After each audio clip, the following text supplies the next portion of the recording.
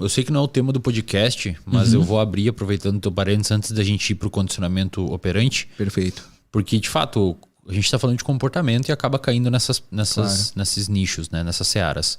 Eu tenho uma aula lá no RD que eu falo sobre... Não lembro exatamente qual que é o tópico da aula. Sobre dinheiro, talvez, alguma coisa assim. Ou sobre... Não lembro. E eu falo sobre a minha opinião. Não é a minha opinião, na verdade, mas o que seria o mais ideal para cotas, né? E eu comento assim, eu falo, pessoal, é muito difícil você pensar do ponto de vista de aprendizagem que uma criança branca cresça num condomínio, estude numa escola onde só tem brancos e a única pessoa de cor é a filha do faxineiro que ganhou uma bolsa ali na escola. Depois chega na faculdade federal, enxerga um monte de gente diferente de todo jeito.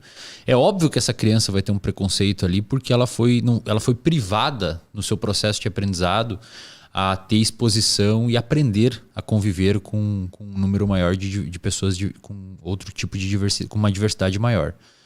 E aí eu falo, eu acho que, não sou especialista nessa área, posso estar falando uma grande bobagem, mas do ponto de vista de aprendizagem seria interessante ter cotas na infância. Porque aí não chegaria a ser estranho para a pessoa conviver com pessoas diversas. Não sei se isso se encaixa no que você está falando aqui. Eu acho que assim... Porque não teria essas associações. Você cresce convivendo com todo mundo. Você não vai chegar lá na universidade totalmente perdido, sem ter... Totalmente perdido não, mas tendo sido privado de conviver com um grupo mais diverso de pessoas, e você ficou aprendendo a vida inteira que a pessoa negra é o filho da faxineira, na escola particular que você estudou e tal. Se tivesse uma diversidade maior desde pequeno, talvez nem surgiria o preconceito, porque para criança o mundo sempre foi daquele jeito. É uma perspectiva interessante, né? Sentido. Claro, faz sentido. Na realidade, essa questão do preconceito, dessas associações, elas ocorrem em 2 níveis, né? Porque por isso aí a diferença de aprendizagem e memória é interessante. Porque esses condicionamentos, eles podem gerar tanto memórias declarativas associativas, como algumas memórias não declarativas. A gente já vai falar sobre a diferença desses tipos de memória, mas de modo geral a gente pode pensar em explícito e implícito. Explícito é assim, ó. Eu não gosto... Isso não sou eu falando, galera, não façam esse recorte, mas eu não gosto aí de... Aí o cara do canal de cortes pega só essa parte de agora. Né? E já me destrói minha reputação. Nem vou falar agora. Não, mas então assim, eu não gosto de uma etnia. Eu não gosto de uma etnia tal. Ponto. E eu explicitamente falo isso. Essa etnia me causa um mal-estar. É desagradável estar com essas pessoas. Isso é uma posição, uma memória explícita. Você sabe que sabe. Existe um condicionamento clássico associando aquela emoção negativa àquele grupo. E você sabe que é isso e é aquilo, né? Tem a clareza disso, é explícito. Você conscientemente sabe disso. Agora existem respostas que são implícitas. E é isso o principal culpado do racismo estrutural, do racismo real. Mas é o que eu acho que acontece quando você priva uma criança de conviver com uma diversidade de pessoas. Mais chance de formar isso sem a criança saber direito. Tá, exatamente. Ela fala, não, eu não sou racista. Mas ela tem comportamentos racistas. A única vez que ela vê alguém negro não é na escola, é no noticiário que está falando de assassinato. Ou o filho da faxineira. Exatamente. Ou alguém que na posição social tem algum demérito. Sofre bullying, não sei o quê. Perfeito. E daí daí você pode até que a criança cresça e diga explicitamente, eu não sou racista. Mas não existe muito isso de...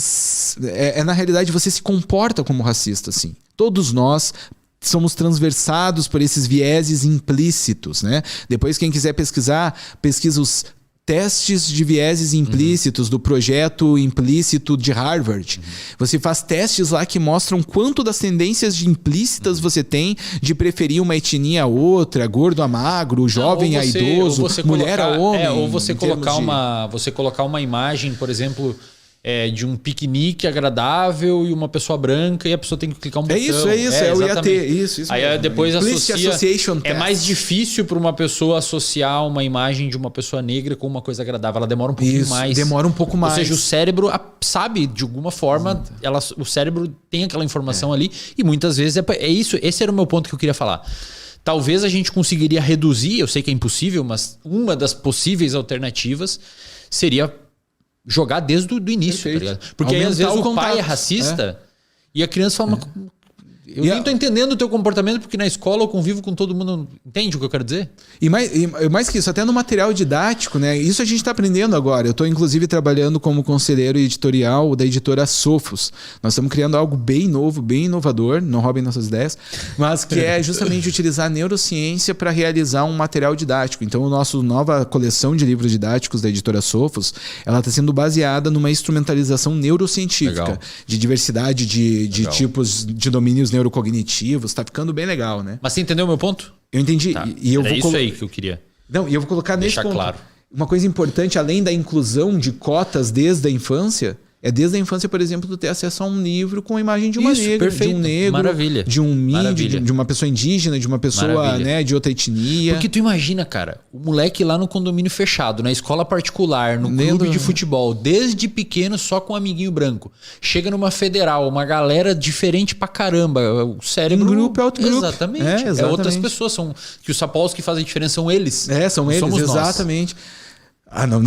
Daí não abre muito. Não abre mais. Aí, volta pro condicionamento. Outro dia a gente fala sobre isso, que é muito interessante. Eu acho bacana essa distinção dele, do nosso cérebro fazer essa separação.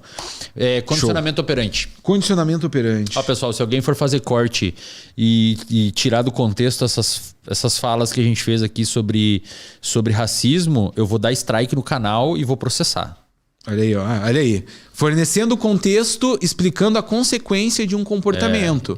Isso quer dizer o quê? Que o comportamento, inclusive, de fazer um corte enviesado é um comportamento operante.